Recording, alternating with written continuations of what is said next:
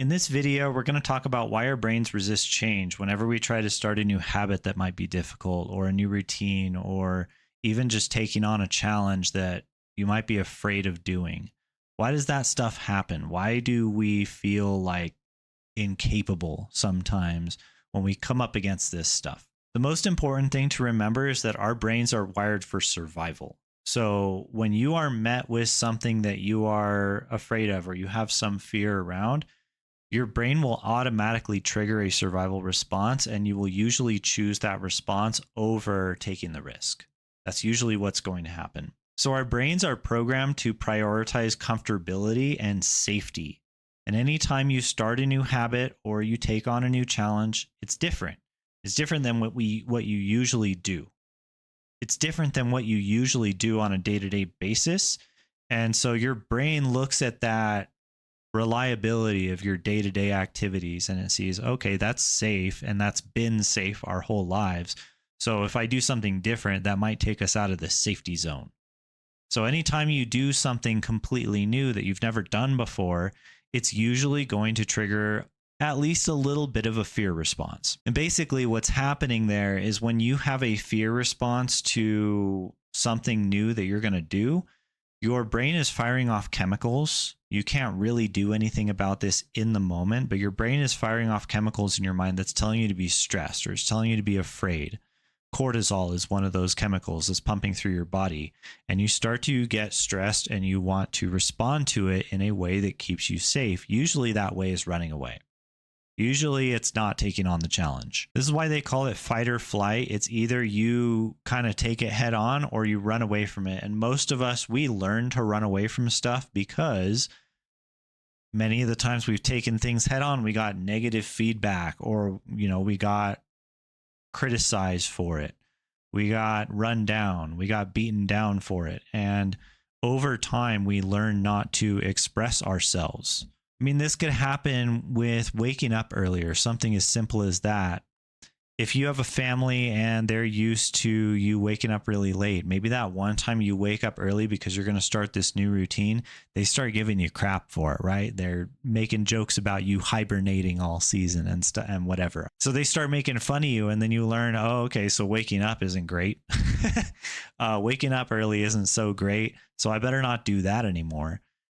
Or maybe exercising, same thing. You start going to the gym and you feel like you're little and scrawny, and you start comparing yourself to all the other people at the gym. That's going to be like negative feedback in your mind. And you're going to learn, oh, if I go to the gym, I'm going to feel little and weak and scrawny, so I better not go to the gym. Or even eating better. Same thing can happen with that. If you don't like how your body looks, or you don't like how you feel on a day-to-day basis, and you start eating healthy and people start making fun of you because you're not drinking alcohol anymore or having, sugar buns with them, then you're going to start to look at that negative feedback as another reason you should not do that healthy habit. So there's all this resistance when we try to take on something new, or we try to grow or improve ourselves. There's a lot of resistance out in the world that you're going to meet as you try to continue those habits. So it's natural for our brains to kick into sort of a resistance mode where we look at what we used to do and we see how comfortable and happy we were, and it looks better at the time than doing the uncomfortable thing. So oftentimes we will start to talk ourselves out of it, and we'll start to go back to that comfortable scenario that we had before. As we start to stick to these new habits over time and try to keep them in our schedule, stay consistent with them, they're going to generally have delayed consequences or delayed rewards, whether we do them or not.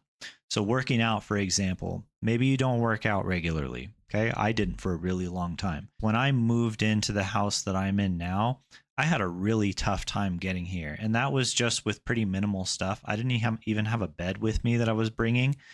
And just moving things like my desk, my dressers, my normal furniture, and my clothes, like small stuff, over time through that week that I was moving, I injured my back. I was feeling tired. I was exhausted. I was weak.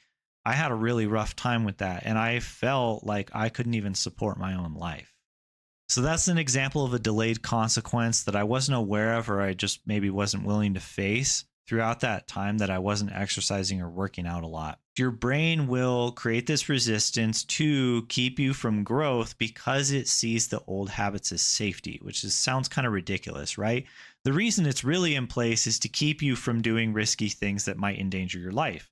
And oftentimes that will be the case. There might be a time when you want to, I don't know, jump across a gap when you're hiking or something, and it's really dangerous. And your urges are kind of telling you to do it, but your brain is also like, hell no, I don't want to do that. That we could die.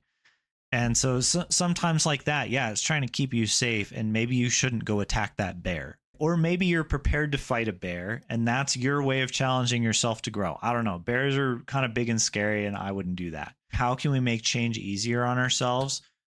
The answer is that change doesn't really become easier. And I really hate to say that to you, but that's the truth. Change doesn't become easier. You just become better. And so what you do is as you grow and you become stronger, much like exercise and working out, you start to lift heavier weights. You start to take on bigger challenges in your life because you're now equipped to handle them. And so at this point, you might be wondering, how can I implement big changes in my life? Or how can I approach these things where maybe I feel safer to take on these uncomfortable challenges where I feel the resistance, but I'm able to move through it? And first thing I suggest is, maybe take on smaller challenges first. Maybe incrementally build and build that consistently over time rather than trying to take on huge challenges and then failing and then having terrible self-talk and putting yourself down because you think that you failed this big challenge and you can't go at it again. So I would suggest try making smaller ones more consistently. That's probably going to move you forward much faster over time than trying to take on big ones and failing and getting down about yourself. Another thing I'll tell you is that your environment matters a lot. Who you surround yourself with and who you have around you when you're making changes is a really big deal. And I understand when people say, I don't want to be vulnerable around, so and so. I get it. Some people can't handle your vulnerability. And what I suggest is try to find a way to get around people who make you feel safe to attack those uncomfortable challenges that you want to face. One last thing I'll suggest, and maybe you'll hate me for saying this, that is feel the resistance and do it anyway. Resistance is a natural part of this process. When you go up against these challenges, you can count on the fact that you will feel that resistance. Your ability to go and approach those challenges, no matter the resistance, however big that resistance is, it's going to define your growth. And then from here, I'll just say, if you've ever felt like you're fighting against yourself when you're trying to change, it's not your fault. That's how our brains work. Our amygdala runs wild with feelings whenever we try to come up against change like this. It will run fear through our minds to try to get us to stop, and it'll even try to talk us out of doing things that will help us grow. But there is a way to train your mind to work for you instead of against you in these situations. And that's exactly what we do inside of my course, Spark. If you're tired of feeling stuck in old patterns, there is a link down below this video that you can find in the description. And that is where you can join Spark and begin to rewire your brain for action. If you choose to join Spark, I'll see you inside. And if not, I'll see you in the next video.